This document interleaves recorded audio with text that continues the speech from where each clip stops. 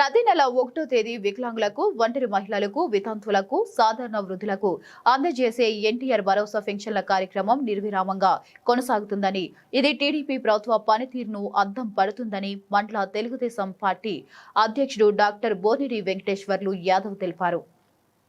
మార్కాపురం జిల్లా కొమరోలు మండలంలో ఏప్రిల్ 1వ తేదీ సందర్భంగా మండల వ్యాప్తంగా ఎన్టీఆర్ భరోసా పెన్షన్ల పంపిణీ కార్యక్రమాన్ని నిర్వహించారు.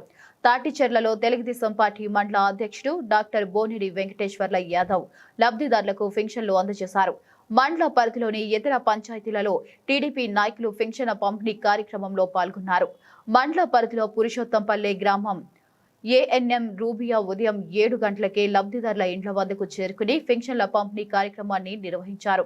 ఈ గ్రామంలో 70 మంది ఉండగా అందుబాటులో ఉన్న వారికి ఈ రోజు పెన్షన్లు అందజేసినట్లు, అలాగే ఎన్ బొంతపల్లిలో 20 పెన్షన్లు ఉండగా అక్కడ కూడా లబ్ధిదారులకు అందజేసినట్లు రూబియా తెలిపారు.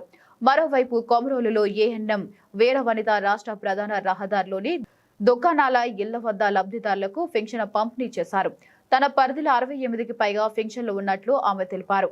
1వ తేదీ సెలవు దినం ఉంటే ముందు రోజే పెన్షన్లు పంపిణీ చేయడం, లేదంటే 1వ తేదీన ఉదయం 7 గంటల నుంచే పెన్షన్ల పంపిణీ కార్యక్రమం నిర్విరామంగా కొనసాగించడం ముఖ్యమంత్రి చంద్రబాబు నాయుడు నిబద్ధత కలిగిన పాలనకు నిదర్శనమని మండల తెలుగుదేశం పార్టీ అధ్యక్షుడు డాక్టర్ బోనిడి వెంకటేశ్వర్ల యాదవ్ కొనియాడారు.